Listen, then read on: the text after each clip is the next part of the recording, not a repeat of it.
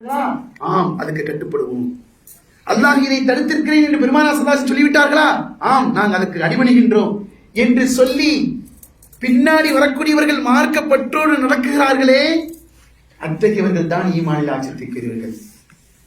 இந்த ஹதீஸிலிருந்து நமக்கு என்ன விளங்கணும்? ஆரம்பத்திலிருந்து கேட்டு போனோம். ஈமானில் ஆச்சரியத்திற்குரியவர்கள் யார்? மலக்குகளும் இல்லை, நபிமார்களும் இல்லை, என் முன்னில் இருக்கக்கூடிய சஹாபாக்களை நீங்களும் இல்லை. என் சம்பந்தமாக என்னுடைய மார்க்க செய்தியை, ஹதீஸை, சட்டத்தை, ஷரியத்தை எடுத்துச் சொல்லப்படுகின்ற பொழுது அந்த மக்கள் அப்படியே அடிபணிந்து நடப்பார்கள். எப்படி இதை சொல்வார்கள் என்று தன்னுடைய புத்தியை, தன்னுடைய விளக்கத்தை அவர்கள், தன்னுடைய சுய புத்தியை அவர்கள் வெளிப்படுத்தாமல் அப்படியே ஆமன்னா சல்லம்னா என்று கட்டுப்படுவார்கள். இவர்கள் தான் ஆச்சரியத்துக்குரியவர்கள். இந்த ஹதீஸிலிருந்து நமக்கு விளங்க வருவது பின்னாடி வரக்கூடிய மக்களை குறித்து தான் பெருமானார் ஸல்லல்லாஹு அலைஹி வஸல்லம் சொல்லியிருக்கிறான். இப்ப நமக்கு இப்படிப்பட்ட ஒரு ஈமானை அல்லாஹ் தந்திருக்கிறான். இஸ்லாத்தினுடைய நடைமுறைகளை, ஷரியத்தினுடைய சட்டத்திட்டங்களை எடுத்து நடக்கக்கூடிய ஒரு பெரும் பாக்கியத்தை அவன் தந்திருக்கிறான். அவனுக்கு கட்டுப்படுகின்றோம். எந்த ஒரு கலாச்சாரம் நம்மை மாற்றாது, எந்த ஒரு சட்டமும், எந்த விதமான கல்ச்சர்களும் ஷரியத்தினுடைய அடிப்படையான போங்குகளை மாற்றவே மாற்றாது என்ற ஆணித்தரமான உறுதியோடு நாம் நடப்பவர்கள் இருக்கிறார்கள். இவர்கள் தான் ஆச்சரியத்துக்குரியவர்கள் என்பதை இந்த ஹதீஸின் வாயிலாக தெரியும். எனவேதான் இப்படி சொன்னாங்க ஒரு விஷயம். என்னுடைய நடைமுறைகள், சுன்னத்துகள், ஷரியத்துகள் பாலாகி கொண்டிருக்கக்கூடிய காலகட்டத்திலே எவர் ஒருவர் என்னுடைய சுன்னத் என்ற உயர்ந்த நோக்கத்தோடு எடுத்து நடக்குவாரோ, ஒரு சுன்னத்தை, என்னுடைய ஒரு சுன்னத்தை உயர்ந்த நோக்கத்தோடு எடுத்து நடப்பாரோ, அவர் 100 ஷஹீதினுடைய அந்தஸ்தை பெறுகிறார். அல்லாஹ் அக்பர்.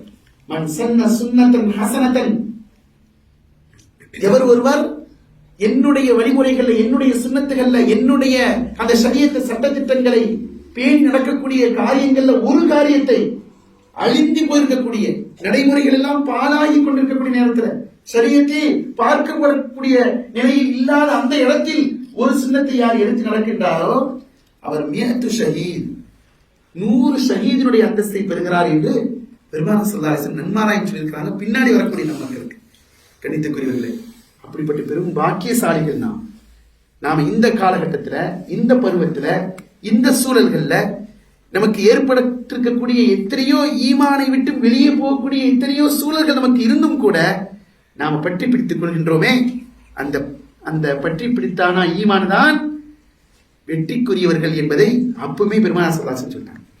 கியாமத்தினுடைய நெருக்கத்தை பற்றி, அடையாளத்தை பற்றி எண்ணற்ற ஹதீஸ்கள் நமக்கு வருகிறது. அதுல பின்னாடி வரக்கூடிய சமூகம் இப்படிப்பட்ட உறுதிமிக்கவர்களாக இருப்பார்களே, இத்தகையவர்களை பெருமானார் அன்றே வாழ்த்தி விட்டார்கள். எனவே அல்லாஹ் நமக்கு கொடுத்திருக்கக்கூடிய மிகப்பெரிய ஒரு பாக்கியம் ஈமான். அந்த ஈமானை வெளிப்படுத்தும் முகமாக புனிதமான இந்த ரமதான் நம்மை விட்டும் விடைபெற்று நாம் அடுத்த பருவத்தை நாம் தொற்றிருக்கின்றோம்.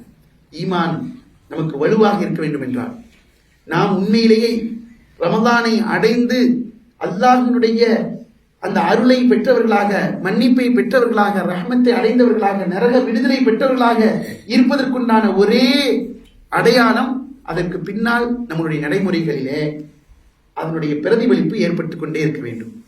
பெருமானார் ஸல்லல்லாஹு அலைஹி வஸல்லம் சொன்னாங்க ஒரு முத்தாய்ப்பான ஒரு ஹதீஸ், நிஅமத்தானி மக்பூன் ஃபீஹிமா கஸீரும் மினன் நாஸ். 2 நிஅமத்துகள், அல்லாஹ்வுடைய அருட்கொடையான 2 நிஅமத்துகளே மிகுதமான மக்கள் பொடுபோக்காக இருக்கிறான். அல்லாஹ் ஒரு மனிதனுக்கு தந்திருக்கக்கூடிய உன்னதமான பெரும் 2 நிஅமத்திலே மனிதர்கள் அநேகமானவர்கள் பொடுபோக்காக இருக்கிறாங்க. மஹ்பூன் ஃபீஹிமா கஸீரும் மினன் நாஸ். ஒன்னு அஸ்ஸிஹ்ஹத்து வல் ஃபராக், ஆரோக்கியமான நேரத்தில் செய்ய வேண்டிய அல்லாஹ்வுடைய கடமைகளை செய்யாமல் தவறவிட்டவர்கள். ஆரோக்கியம் இருக்கின்ற பொழுதே என்னென்னலாம் நமக்கு மார்க்கத்தில் சொல்லப்பட்டிருக்கிறதோ அத்தனையும் எந்த சோம்பலும் இல்லாமல் செய்துவிடக்கூடியவர், இவர் நஷ்டவாளியாக ஆக மாட்டார். எண்ணற்றவர்கள் நஷ்டத்தில் இருக்கிறாங்க, பொடுபோக்காக இருக்கிறாங்க. அந்த சிஹத்தான, அந்த ஆரோக்கியமான அந்த காலகட்டத்தை பயன்படுத்திக் கொள்ள மாட்டாங்க.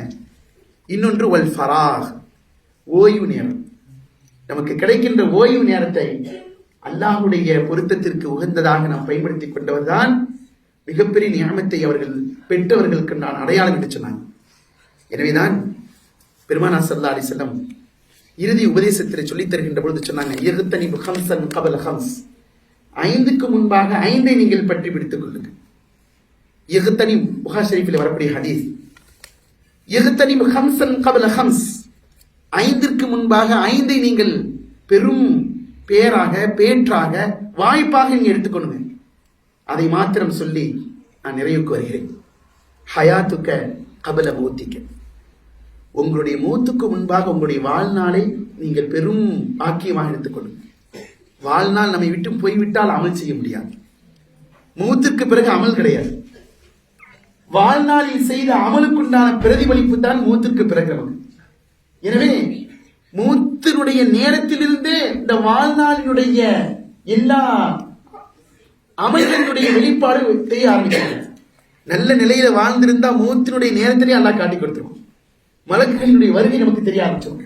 நம்ம ரூஹ் வாங்க போறாங்கிறது கூட நல்லடியார்களுக்கு காட்டப்படும் என்று பெருமானார் ஸல்லல்லாஹு அலைஹி வஸல்லம் சொன்னாங்க. அப்படித்தான் காட்டப்பட்டது நல்லடியார்களுக்கு. இஸ்ராயீல் அலைஹிஸ்ஸலாத்தை வரவேற்ற பெரியார்கள், நல்லடியார்கள், சாலிஹீன்களுடைய வரலாற்று எத்தனையோ விஷயங்கள் இருக்கின்றன. எனவே அப்படிப்பட்ட அந்த மௌத்துக்கு முன்புள்ள அந்த ஒரு உன்னதமான ஹயாத்தை நல்ல முறையில் நாம பயன்படுத்திக் கொள்ள வேண்டும். வசிஹதிக கப்ல ஸக்மிக, உங்களுக்கு நோய் வருவதற்கு முன்பாக ஆரோக்கியத்தை நீங்கள் பயன்படுத்திக் கொள்ளுங்கள்.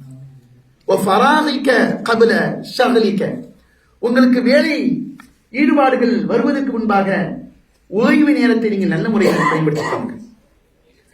அடுத்து முத்தாய்ப்பா சொன்னாங்க, வஷபாபக கப்ல ஹரமிக, வயோதிகம் வருவதற்கு முன்பாக, வயோதிகம் வருவதற்கு முன்பாக உங்களுடைய வாலிபத்தை நல்ல பயன்படுத்திக் கொள்ளுங்கள். வாலிபம் தான் நம்மை ஈடேற்றமாக்கும். வாலிபத்தில் செய்யக்கூடிய அமல்கள் தான் ஆணாக இருந்தாலும் பெண்ணாக இருந்தாலும் வாலிபத்தில் செய்யக்கூடிய நல்ல அமல்கள் தான் கடைசி வரைக்கும் நமக்கு கை கொடுக்கும் என்பதனை உணர்த்தும் முகமாக உங்களுக்கு வயோதிகம் வந்து விட்டால் நாற்காலியில் அமர்ந்து தொழக்கூடிய சூழ்நிலை வந்துவிடும். தரையில் உங்களுடைய நெற்றியை வைத்து சுஜூது செய்ய முடியாத நிலைகள்லாம் ஏற்படும். கியாமத்தினுடைய அடையாளங்கள்ல ஒன்று, சுஜூது நெற்றியை தரையில் வைத்து செய்ய முடியாத நிலை ஏற்பட்டுவிடும். அல்லாஹ் காப்பாற்ற வேண்டும். சில உடல்நல குறைவின் காரணமாக, நமக்கு சில ஆரோக்கியமின்மையின் காரணமாக நமக்கு சுஜூது செய்ய முடியவில்லை. முட்டுக்காலை மடக்கி தரையில் வைக்க முடியவில்லை. பெருமானார் ஸல்லல்லாஹு அலைஹி வஸல்லம் அதுக்கு அனுமதிச்சிருக்காங்க. உங்களுக்கு முடிந்த அளவுக்கு தொழுங்க. எந்த வகையில் உங்களுடைய சக்திக்கு மீறி உங்களுடைய வலியை கட்டுப்படுத்தி நீங்கள் வணக்கம் புரிய அனுமதிக்கல மார்க்கம் என்றாலும் அல்லாஹ் கொடுத்திருக்கக்கூடிய மிகப்பெரிய பாக்கியம் நெற்றியில் தரையில் வைத்து சுஜூது செய்யக்கூடிய பாக்கியம். அப்படிப்பட்ட அந்த வயோதிகம் வருவதற்கு முன்பாக உங்களுடைய வாலிபத்தை பயன்படுத்திக் கொண்டுங்க. சொர்க்கத்துல நிழலே இல்லாத அந்த அரிசினுடைய நிழல் உங்களுக்கு கிடைக்கும் என்று பெருமானார் ஸல்லல்லாஹு அலைஹி வஸல்லம் சொன்னாங்க. அடுத்து வகினாக கபல ஃபக்ரிக, இறுதியாக 5வது விஷயம், வகினாக கபல ஃபக்ரிக, வறுமை ஏழ்மை வருவதற்கு முன்பாக உங்களுடைய அந்த செல்வ நிலையை நீங்க நல்ல முறையில் பயன்படுத்திருங்க. கையில் இருக்கின்றது காற்றுள்ள போதே தூற்றிக்கொள் என்று சொல்லப்படுகின்ற அந்த பழமொழிக்கு ஏற்ப பெருமானார் ஸல்லல்லாஹு அலைஹி வஸல்லம் சொன்னாங்க. உங்களுக்கு கையில் இருக்கின்ற பொழுதே நீங்கள் நல்ல முறையில் அது அல்லாஹ்வுக்கு விருப்பமான வழியில நீங்கள் அதை பயன்படுத்தி விடுங்கள். அதை கனிமத்தாக எடுத்துக்கங்க, ஒரு வாய்ப்பாக பெற்றுக்கொள்ளுங்க என்று பெருமானார் ஸல்லல்லாஹு அலைஹி வஸல்லம் நமக்கு உபதேசம் செய்ததை நாம் நினைவு கொள்ள வேண்டும். வாழ்க்கை மூவராகும் அல்லாஹ்வுடைய நினைவோடு வாழ்வுக்குண்டான வாக்கியத்தை எல்லாம் நமக்கு தருவானாக. நம்முடைய உடல் ஆரோக்கியத்தையும் ஆஃபியத்தையும் நமக்கு தந்து உயிர் உள்ளவரை அல்லாஹை கடமையிட்ட அந்த தொழுகையை நிறைவேற்றக்கூடியவர்களாக, நோன்பை நோக்கக்கூடியவர்களாக, அல்லாஹ் விரும்பிய வழியில செலவழிக்கக்கூடியவர்களாக, ஹஜ்ஜி செய்யக்கூடியவர்களாக, அல்லாஹ் அல்ல அனைத்து கடமைகளையும் செய்யக்கூடியவர்களாக நம் அனைவர்களுக்கும், நம்முடைய பெற்றோர்களுக்கும், நம்முடைய பிள்ளைகளுக்கும், நம்முடைய சந்ததிகளுக்கும், உற்றார் உறவினர்களுக்கும், நம் மக்கள் அனைவர்களுக்கும் அல்லாஹ் நிரப்பமான வாழ்வை தந்து புரிவானாக. வாஹிரு தஅவானா அல்ஹம்துலில்லாஹ். தலைவர் அவர்கள் எனக்கு மிகவும் வேண்டுதலோடும் நன்றியோடும் பேசினார்கள். அல்ஹம்துலில்லாஹ். அல்லாஹுடைய நாட்டப்படி எத்தனையோ உலமாக்களினுடைய வரிசையில் என்னையும் இந்த ஆண்டு நமக்கு மத்தியில் தொழுகை நடத்தக்கூடிய ஒரு வாய்ப்பை அல்லாஹ் ஏற்படுத்தி வைத்தான். அதற்காக ஒத்துழைப்பாகும் முயற்சி செய்தவர்களுக்கும் மனமார்ந்த நன்றியை நான் உரித்தாக்கிக் கொள்கிறேன். எத்தனையோ இடங்களில் நாம் தொழுகையை நடத்தியிருக்கிறோம்.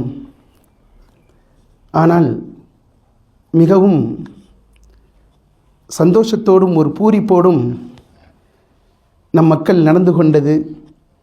இந்த சங்கத்தினுடைய தலைவர்கள், நிர்வாகிகள் உட்பட அனைவர்களுமே ஒவ்வொரு நாளும் பாசத்தோடும் ஒரு அன்போடும் நம்மோடு